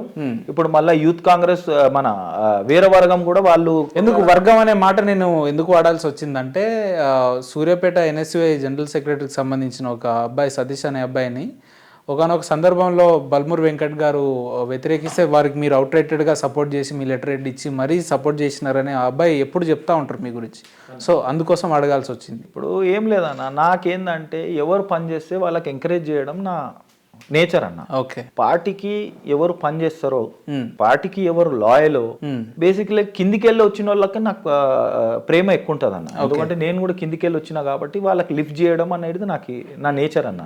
సో నేనేం చేస్తానంటే, అతను పార్టీకి లాయలు, కరెక్ట్ వ్యక్తి, పార్టీ జెండా కాపాడుకొని అతనికి వర్క్ చేసుకుంటే నేను వాళ్ళకి ఎవరికైనా నేను సాయం చేస్తాను. నా నేచరే అంత అన్న. వాళ్ళకి నేను ఒక లీడర్ లెక్క, అన్ని లెక్క వాళ్ళకి నేను ప్రమోట్ చేయడం జరుగుతుంది. ఎట్లా సాధ్యమైందన్న ఇంత చిన్న వయసులో మీరు రాజకీయాల్లోకి వచ్చి, దాదాపు ఇప్పుడున్న తెలంగాణ రాష్ట్రంలో నలుమూలల విద్యార్థులకు, యువకులకు మీరు అంత త్వరగా అట్రాక్ట్ అయ్యారు, మిమ్మల్ని అభిమానిస్తున్నారు, మీ పేరు చెప్తే రికగ్నైజ్ చేస్తున్నారు అని అంటే, ఇంత షార్ట్ పీరియడ్లో మీకు ఎట్లా సాధ్యమైంది? How it's possible? ఏం లేదన్న, అందరికి అవైలబుల్ ఉంటా అన్న. ఏ చిన్న ఫోన్ ఉన్నా లేపుతా, ఏ చిన్న పండగ ఉన్నా పోతా, ఏ చిన్న ఫంక్షన్ ఉన్నా పోతా. నేను రాజకీయంలో లేనప్పటి నుంచి మా అమ్మ నాన్న, నా దోస్తులు నాకు నేర్పించింది ఏంటంటే, పెళ్లికి పోవడం 100% పోవాలా. ఏ కార్యం ఉన్నా, మంచి కార్యం ఉంటే పోవాలా, సాగు ఉంటే పోవాలా. ఇది రాజకీయంలో వచ్చి నేర్చుకోలేదు, రాజకీయం లేనప్పటి నుంచే ఇవన్నీ నేను చేయడం జరుగుతుంది. మా టీం అంతా మేము అందరం పోయి వాళ్ళకి బ్లెస్సింగ్స్ ఇస్తాము, వాళ్ళు సావులో ఉంటే వాళ్ళకి ఓదార్పిస్తాం. అది నేను రాజకీయంలో లేనప్పటి నుంచి చేస్తున్నా, ఇప్పుడు వచ్చినాక ఇంకా డబల్ అయిపోయింది. పేరు వచ్చినందుకు నేను అందరికి మాక్సిమం పోయి కలిసి మాట్లాడడం జరుగుతుంది. ఎందుకన్నా మీ వాళ్ళ దగ్గర ఎవరి దగ్గరకు ఒకసారి మీ దగ్గరకు వచ్చిపోయిన వ్యక్తులను మళ్ళీ కలిస్తే షాన్వాజ్ అన్న గురించి చెప్పండి అని అంటే ఆయన ఎంత మంచోడు అంటే, ఎగ్జాంపుల్ ఆయన జేబులో ఒక 100 రూపాయలు ఉంటే 70 రూపాయలు బయట వ్యక్తులకు ఇచ్చి తను హ్యాపీగా ఫీల్ అవుతాడు, సంతోషిస్తాడని చెప్తున్నారు. ఎందుకు మీకు ఇంత సొంతంగా డబ్బులు ఖర్చు పెట్టుకొని నలుగురు కోసం తిరగాల్సిన అవసరం మీకు ఏమొచ్చిందన్న? ఇప్పుడు ఉన్నమాట అన్న, అదే నాకు నేను చెప్పినా కదా, నాకు రాజకీయం అంటే చాలా ఇష్టం అన్న. ఎవరికైనా సాయం పడినా అంటే నేను చాలా హ్యాపీ ఉంటా. ఎవరికి నేను 1000 రూపాయలు కూడా ఫీజు తక్కువ చెప్పేసి నేను చాలా హ్యాపీ ఉంటా. అదేమో ఏందో నాకు ఒక కిక్ అనేది దొరుకుతూ ఉంటుంది. 1000 రూపాయలైనా 10,000 అయినా 5,000 అయినా అది మాట సమస్య. పైసలు ఏమన్నా మన దగ్గర వచ్చి ఎవరైనా సాయం అడిగితే వాళ్ళు ఎంత నమ్మకం పెట్టుకొని వస్తారన్న మన దగ్గర. అరే షానన్న దగ్గర పోతే ఏదో ఒకటి పని అవుతుందిరా, పోయి సాయం దొరుకుతుందని ఆ నమ్మకంతో వస్తుంది. ఆ నమ్మకంకి నేను పోగొట్టుకునేటరా. నా దగ్గర డబ్బులు ఉన్నా లేకపోయినా సాయం చేయడం ఇష్టం అన్న. నేను హ్యాపీ ఉంటాను దీంట్లో. ఎవరు అది లేదు, స్వార్థం లేదు, నా స్వార్థమే ఏంటంటే నేను హ్యాపీ ఉంటా కాబట్టి. పొలిటికల్ గా ఎవరు మీకు గాడ్ ఫాదర్ అన్న, బ్యాక్ బోన్ ఎవరిని చూసుకొని మీరు పాలిటిక్స్ లో ఇప్పటి వరకు స్టిల్ ఇంత యాక్టివ్ గా పనిచేస్తున్నారు అంటే? నా గాడ్ ఫాదర్ అంటే రాహుల్ గాంధీ అన్న. గాడ్ ఫాదర్ అంటే అతనికి చూసి ఇన్స్పిరేషన్ మొత్తం వాళ్ళనే. స్టేట్ పాలిటిక్స్ లో అంటే నేను ఉన్నప్పుడు వైఎస్ రాజశేఖర రెడ్డి గారికి చూసి ఇన్స్పిరేషన్. అతనికి చూసి ఇంకా మా కాన్స్టిట్యున్సీలో పి జనార్దన్ రెడ్డి గారు ఉండే, 2 మాస్ లీడర్, చాలా గొప్ప లీడర్. 2 మాస్ లీడర్స్, 2 జనాలకు అవైలబుల్ ఉండేటోళ్ళు కాబట్టి అది కనెక్ట్ అయ్యి వాళ్ళకి చూసి ఆ జర్నీలో ఫాలో కావడం జరిగిందన్న. వాళ్ళకి చూసి వచ్చిన ఇంకా ఇక్కడంటే మన స్టేట్ పాలిటిక్స్ లో రేవంత్ అన్నకి బట్టిసారి. కానీ షాన్వాజ్ అన్న బాగుంది, కానీ మీరు ఎన్ఎస్యుఐ అనగానే ఇప్పుడు రాష్ట్రంలో అత్యధికంగా వినిపించే పేరు వెంకట్ బల్మూర్ గారి పేరే వినిపిస్తూ ఉంటుంది. కానీ ఎన్నో సేవా కార్యక్రమాలు చేసి ఎంతో మంది విద్యార్థులకు సేవ చేస్తున్న షాన్వాజ్ గారి పేరు ఎందుకు ఎలివేట్ కాలేకపోయింది అంతగా అని అంటే ఇప్పుడు మనమైతే కష్టపడుతున్నాం అన్న, కానీ నాకు ఇవన్నీ షో చేయడం ఇష్టం ఉండదు, చెప్పుకోవడం ఇష్టం ఉండదు. ఏ మంచి పని చేస్తే వాళ్ళకి తెలుస్తుంది చాలు. ఇవన్నీ మనకు రావన్నా. నా ముందుకెళ్ళే ఏంటంటే ఈ చెయ్యి నుంచి మంచి పనికి ఈ చెయ్యి నుంచి చేస్తే ఈ చెయ్యికి తెలియద్దు అన్నట్టు మన ఫీలింగ్. కానీ ఈ మధ్య ఏమైపోయిందంటే social media, Facebook, WhatsApp, Instagram, Twitter, ఈ సోషల్ మీడియా ప్లాట్ఫామ్స్ అనేది పెరిగిపోయింది. ఇప్పుడు చేయాల్సి వస్తుంది, ఇష్టం ఉన్నా లేకపోయినా చేయాల్సి వస్తుంది. కానీ స్టార్టింగ్కి వెళ్ళి మనం ఇవన్నీ దాంట్లోకి దూరం ఉండి ఏది ఉన్నా మనకు తెలుస్తుంది చాలు, మనం చేస్తున్నాం మంచి పని అని చెప్పి ఎదుటోడు సాయం పొందినోడుకి తెలుస్తుంది చాలు అన్నట్టు ఆ ఫీలింగ్. మీరు ఎన్ఎస్యూగా యాక్టివిస్ట్గా ఉన్నప్పటి నుంచి స్టిల్ ఇప్పటి వరకు ఎన్ని ఎజిటేషన్స్లో, ఎన్ని మూమెంట్స్లో ఎన్ఎస్యూఐ ద్వారా మీరు పోరాడిన సందర్భాలు ఉన్నాయి? మ్యాక్సిమం కాంగ్రెస్ పార్టీ ఏ హెజిటేషన్స్కి చెప్పినా లీడ్ తీసుకుని 90% నేను అవైలబుల్ ఉన్నాను. ఊటీ సిటీలో అవైలబుల్ లేనంటేనే అబ్సెంట్ అయినా తప్ప, డాడీ హెల్త్ ఇష్యూస్ హాస్పిటల్స్లో ఆడ ఉన్న తప్ప 90% నా అటెండెన్స్ అనేది ఉంటుంది. పార్టీ హైకమాండ్ చెప్పిందంటే ఫుల్ యాక్టివ్గా నేను నా ఫాలోవర్స్కి, నా బ్రదర్స్కి తీసుకొని రావడం జరుగుతుంది. నా వంతు ఏముంటే పార్టీకి నేను వర్క్ చేస్తాను. జెండా మోసేటోళ్ళం, జెండా పట్టుకొని. ఏంటన్నా ఎన్ఎస్యూలో ఇన్నేళ్లుగా మీరు కంటిన్యూ ఉన్నారు కాబట్టి ఎన్ఎస్యూ యొక్క గొప్పతనం ఏంటి అని అంటే ఏం చెప్తారు మీరు? ఇది ఒక స్టూడెంట్ యూనియన్ ఆర్గనైజేషన్ అన్న. ఇది ఒక జమ్మూ కాశ్మీర్ నుంచి కన్యాకుమారి వరకు మొత్తం 31 స్టేట్స్లలో, 31 స్టేట్స్లలో ఇండియాలో మొత్తం జమ్మూ కాశ్మీర్ నుంచి కన్యాకుమారి వరకు మొత్తం స్టేట్స్లలో ఎన్ఎస్యూఐ అనేది ఉంది. డిస్ట్రిక్ట్స్లలో ఎన్ఎస్యూఐ కమిటీ ఉంది, బాడీ ఉంది. స్టేట్ లో కమిటీ ఉంది, బాడీ ఉంది. గ్రౌండ్ లెవెల్ వరకు ఉందన్న.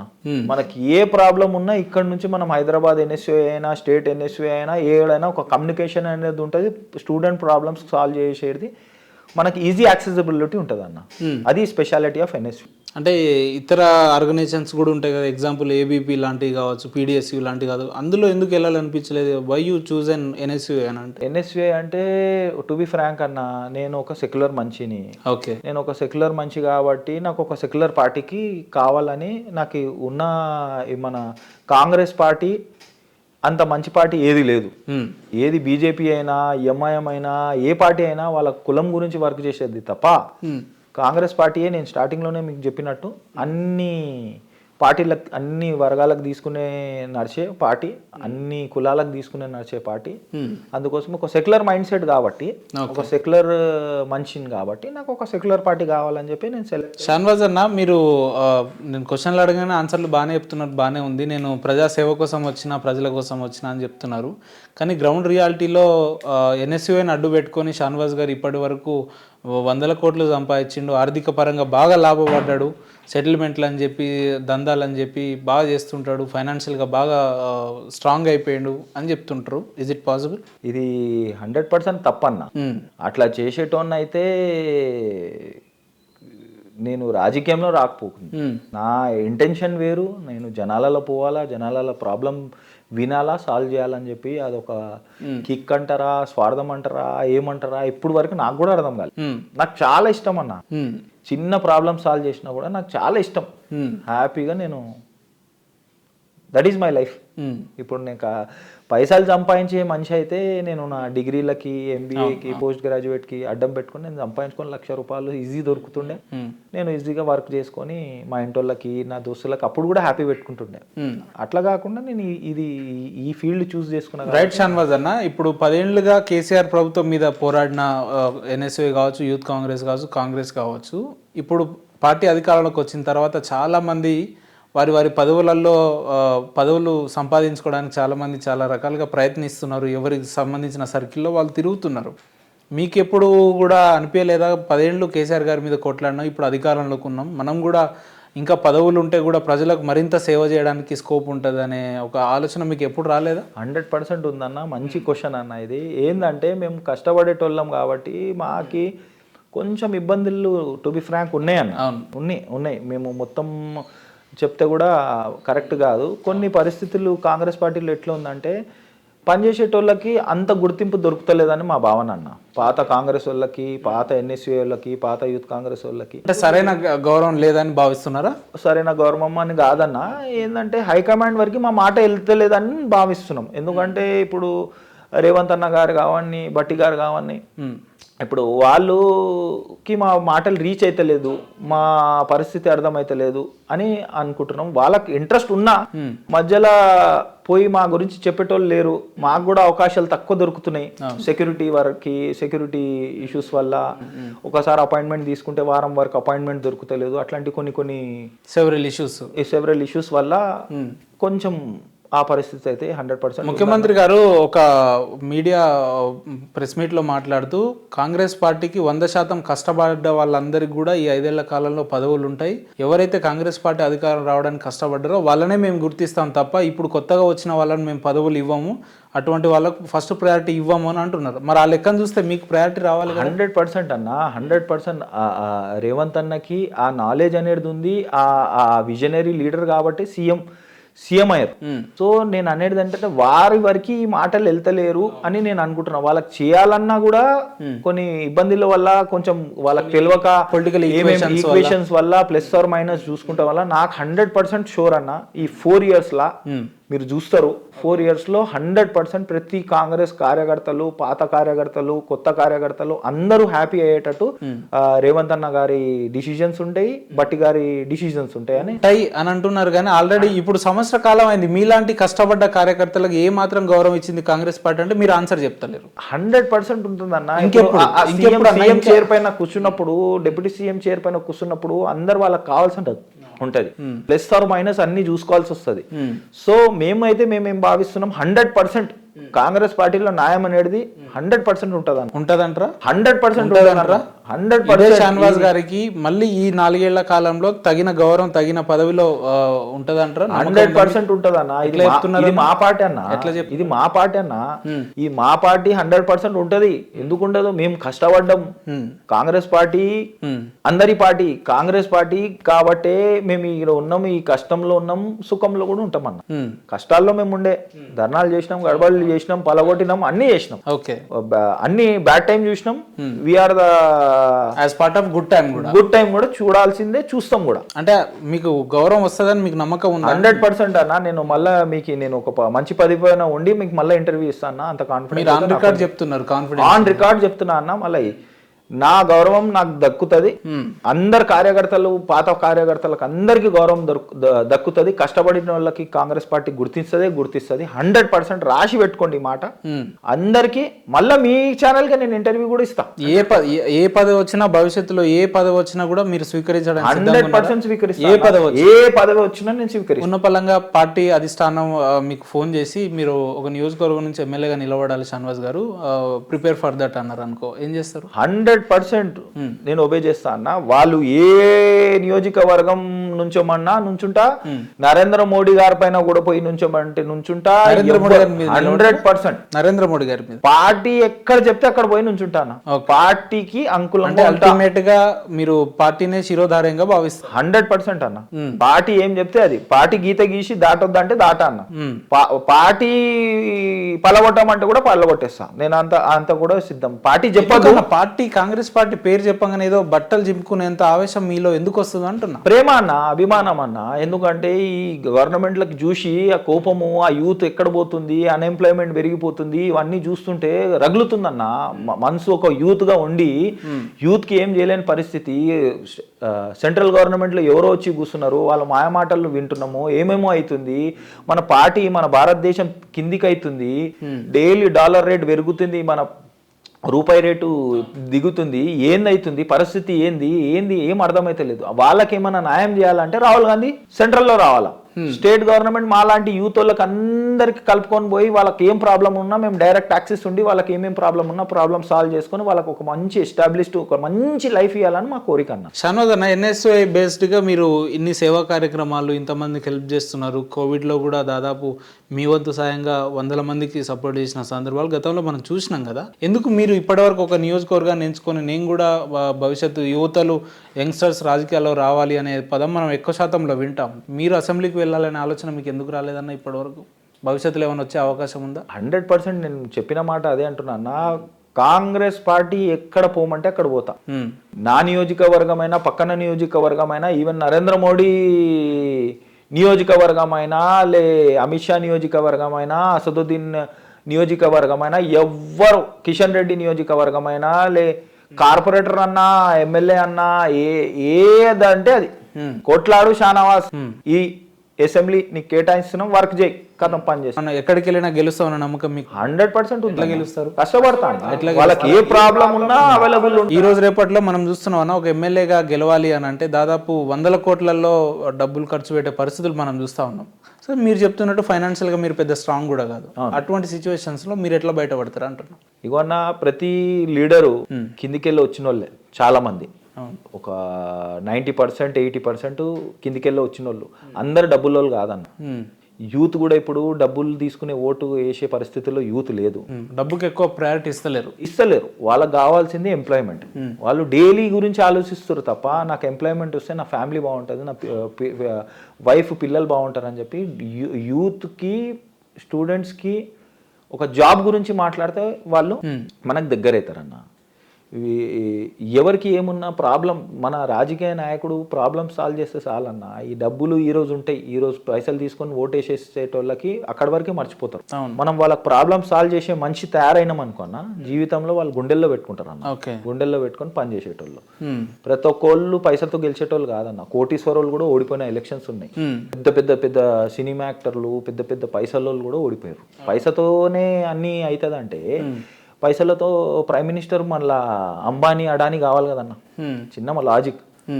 ఎవరైనా పైసలు కావాలంటే పైసలతోనే ప్రతి రాజకీయం నడుస్తుంది అంటే వాళ్ళే రావాలి కదన్న రాజకీయంలో. పైసలతో రాజకీయం నడవదు అన్న. ఇప్పుడున్న పరిస్థితులలో మీలాంటి యంగ్స్టర్స్లు పాలిటిక్స్లో రావాలన్నా కూడా కొంతమంది కొన్ని ఇష్యూస్ వల్ల రాలేకపోవడం, లేదంటే ఎందుకులే మనకు లేనిపోని తలకాయ నొప్పి అనుకోవడం అనే పరిస్థితుల నుంచి మీరు ఒకవేళ ఎడ్యుకేటెడ్గా ఉండి ఒక మంచి ఫ్యామిలీ నుంచి బయటకు వచ్చి ఎన్నో స్ట్రగుల్స్ని ఫేస్ చేసి ఎంతోమందికి ఫైనాన్షియల్గా కావచ్చు మీ వంతు సాయంగా చేసి ఇంతమంది ఈరోజు ఈ స్టేజ్ వరకు ఉన్నారు కదా. పాలిటిక్స్లో రావాలి అనే అనుకున్న యూత్కి మీరు ఇచ్చే మెసేజ్ ఏంది? 100% కరెక్ట్ అన్న మీరు చెప్పింది. ఇప్పుడు యూత్ పాలిటిక్స్లో రావాలని అంటే ఇప్పుడు పాలిటిక్స్ పెద్ద క్రూషల్ రోల్ ప్లే చేసేసింది అన్న ప్రతి లైఫ్స్లా. ఇప్పుడు ఒక పెద్ద చదువు మన దగ్గర ఏందన్న ఇండియా లెవెల్లో IPS IAS. అంతే. వాళ్ళు కూడా ఎవరి మాటలు వింటారన్న? జనరల్గా మీకు నేను అడుగుతాను, వాళ్ళు కూడా ఒక రాజకీయ నాయకుడు మాటలే వింటారు, ఫైనల్ గా వాళ్ళ దగ్గర వాళ్ళ దగ్గరనే బెండ్ అవ్వాల్సిందే, వినాల్సిందే అంతే. సో అనేది ఏంటంటే ఒక ఐఏఎస్ ఆఫీసర్, ఐపీఎస్ ఆఫీసర్ ఒక వాళ్ళ ఫ్యామిలీకో వాళ్ళ ఇంటికో ఒక డిపార్ట్మెంట్కో హెడ్ అయ్యి నడిపించగలుగుతాడు. ఒకళ్ళు రాజకీయ నాయకుడు అంటే మొత్తం సిస్టమే చేంజ్ చేయొచ్చు, ఒక సిస్టమ్కే మార్చేసి ఒక దశ దిశ అనే వైపులో వెళ్ళొచ్చు అన్న. ఓకే. సో రాజకీయం is playing very crucial role in daily life అన్న. మీరు 10 ఏళ్ల బీఆర్ఎస్ కాలంలో అనేక స్ట్రగుల్ చేసినారు, అనేక కేసులు మీ మీద ఉన్నాయి. పొద్దున్న లేస్తే పోలీసులు మీ ఇంటి ముందుకు వస్తుండే, ఎక్కడ పోయినా నిర్బంధాలు, అరెస్టులు అని చెప్పి వస్తుండే కదా. ఈ 10 ఏళ్ల టర్మ్లో ఎప్పుడైనా అరే అనవసరంగా ఈ రాజకీయాల్లోకి వచ్చినాం, అవసరమా, ఈ ఇబ్బందులు ఏంది, కేసులు ఏంది, కోర్టు ఏంది అని అనిపించిన సందర్భాలు ఏమైనా ఉన్నాయా? ఏం లేదన్న, అట్లాంటివి ఏం లేదు, అసలు అనిపించలేదన్న. ఎందుకంటే ఇవన్నీ నాకు ఎట్లా అనిపించినాయి అంటే ఇవన్నీ కరేజ్ తో పనిచేస్తున్నా, నేను కరెక్ట్ పని చేస్తున్నా కాబట్టి వీళ్ళు నా ఇంటికి వస్తారు, నాకు అరెస్ట్ చేస్తారు, నాతో భయపడుతారు కాబట్టి నాకు ఈ హౌస్ అరెస్ట్ చేస్తారు, లేదంటే స్టేషన్ లో తీసుకుపోయి కూర్చోబెడతారు కాబట్టి నేను రైట్ ట్రాక్ లో ఉన్నా అని నాకు ఒక బూస్టింగ్ అనేది దొరుకుతుండే. ఓకే. ఎందుకంటే కష్టపడేటోనికే అది ఉంటది కదన్నా. ఇప్పుడు మనం కష్టపడుతుంది కాబట్టి మనతో భయం ఉంది కాబట్టి వాళ్ళ ఇంటికి వచ్చి నాకు హౌస్ అరెస్ట్ చేయడం, లేకపోతే పిఎస్ తీసుకుపోయి కూర్చోబెట్టడం అనేది చేస్తుండే. నాకు అర్థమైపోతుండే నేను కరెక్ట్ ట్రాక్ లో ఉన్నా, వర్క్ చేస్తున్నా కాబట్టి వీళ్ళకి భయం చుట్టుకుంది. ఎట్లా అన్న మీకు షాన్వాజ్ అనే వ్యక్తి ఇంత చదువుకున్నా, ఇంత వెల్ ఎడ్యుకేటెడ్ ఉన్నా కూడా పాలిటిక్స్ లో రావాలనే ఒక స్పెషల్ ఇంట్రెస్ట్ ఎట్లా వచ్చింది వారికి? అంటే ఏమన్నా ఫ్యామిలీ ఎంకరేజ్మెంటా, లేదంటే ఎట్లా మీకు పాలిటిక్స్ లో రావాలని ఎందుకు అనిపించింది? పాలిటిక్స్ లో రావాలంటే మెయిన్ మా ఇంట్లో అయితే మా మదర్ అన్న, మా మదర్. ఓకే.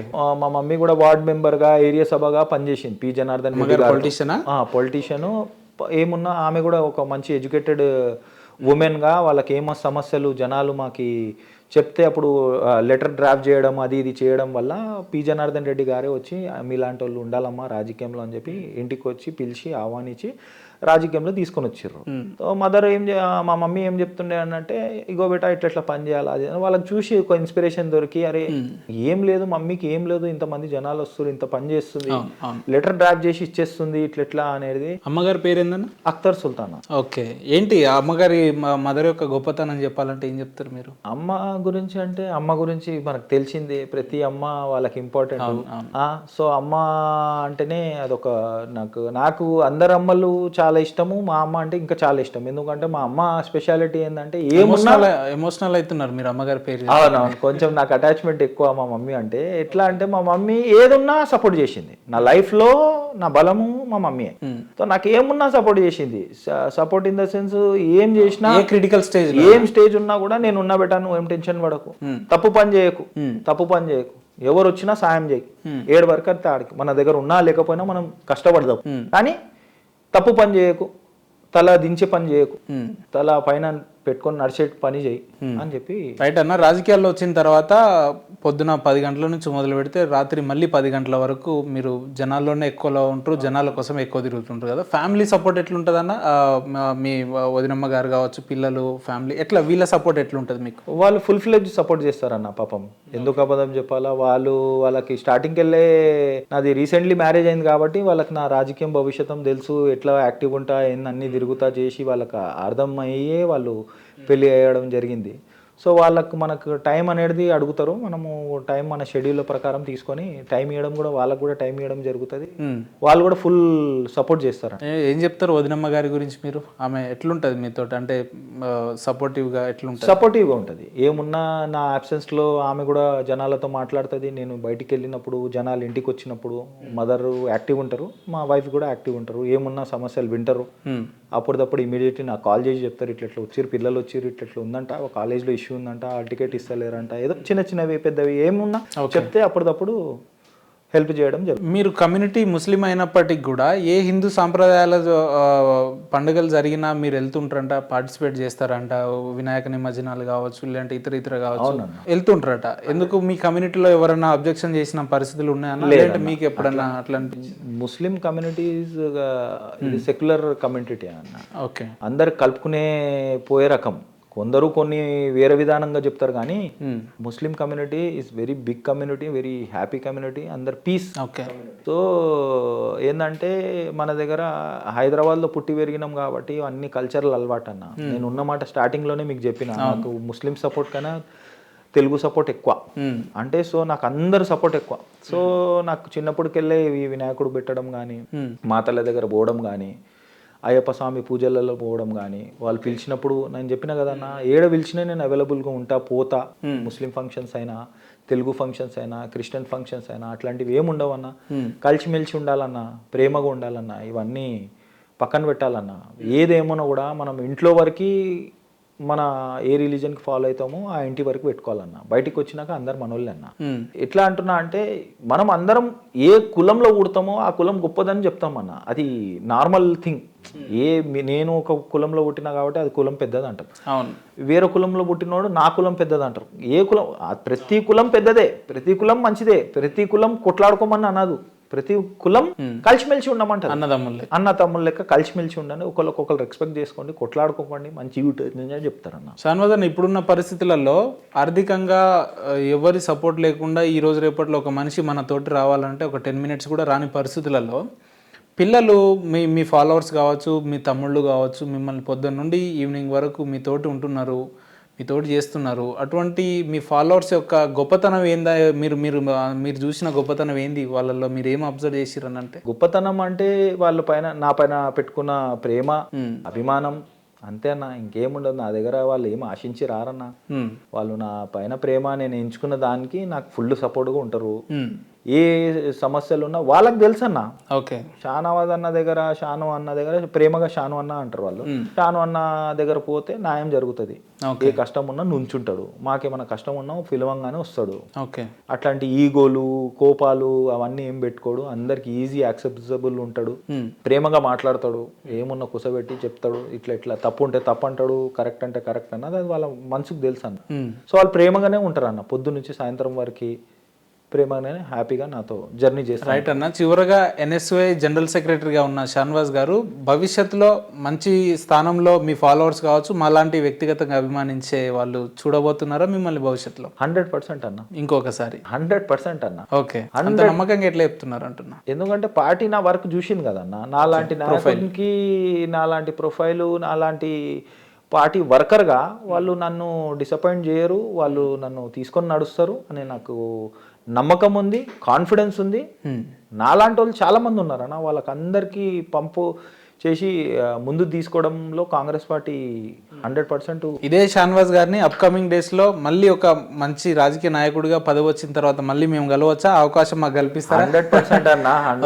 మీరు ఆన్ రికార్డ్ చెప్తున్నారన్న. ఈరోజు చెప్పి రేపు మర్చిపోవడం నేను చెప్తున్నా కదా.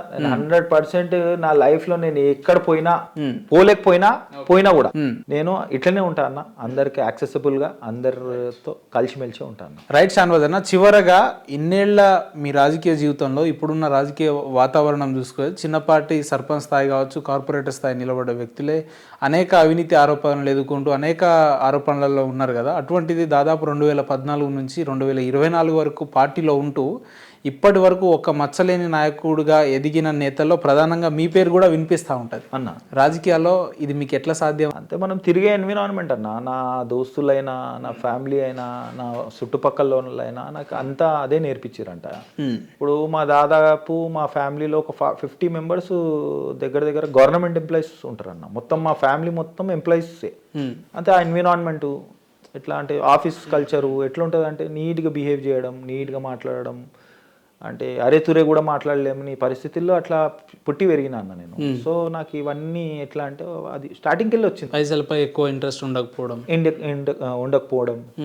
అందరితో హ్యాపీ ఉండడము, ఏమున్నా స్ట్రెస్ ఎక్కువ తీసుకోకపోవడం, ఎప్పుడైనా స్ట్రెస్ ఫీల్ అయినా కూడా ఇంటోళ్ళు మనకు పంపప్ చేయడం, ఈజీ ఇది అవుతా ఉంటుంది, ఇట్లా అయింది కదా రిలాక్స్ చేయడము.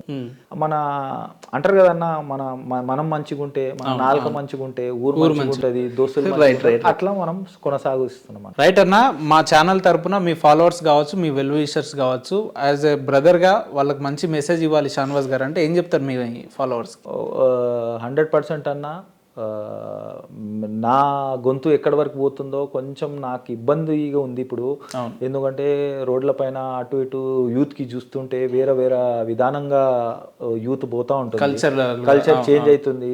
కొంచెం ఓపెన్గా చెప్తున్నా, ఇది గాంజా కల్చరు, ఇది చరస్ కల్చరు, డ్రగ్స్ కల్చరు పెరుగుతూ ఉంది.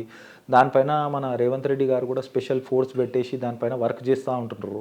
సో నేను అనేది ఏంటంటే ఈ దాంట్లో పైన కొంచెం దూరం అయ్యి స్పోర్ట్స్కి ఎంకరేజ్ చేసుకుంటా, స్పోర్ట్స్ మన లైఫ్లో తీసుకొని స్పోర్ట్స్ ఆడుకుంటా ఏదో ఒకటి మంచిగా యూత్కి తయారయ్యకుంటా, ఏదో స్పోర్ట్స్ అయినా బాక్సింగ్ అయినా ఏదైనా స్పోర్ట్స్ మనకి ఇష్టమైనది దాంట్లో మనం పోవడం, that is the good thing. కానీ ఇట్లాంటి దాంట్లో పోయి మన లైఫ్కి మన బాడీకి స్పాయిల్ చేసుకోవద్దు అని చెప్పి నేను యూత్కి మెసేజ్ ఇవ్వగలను. రైట్ అన్న, రియల్లీ ట్రెమెండస్ గుడ్ మెసేజ్ అన్న.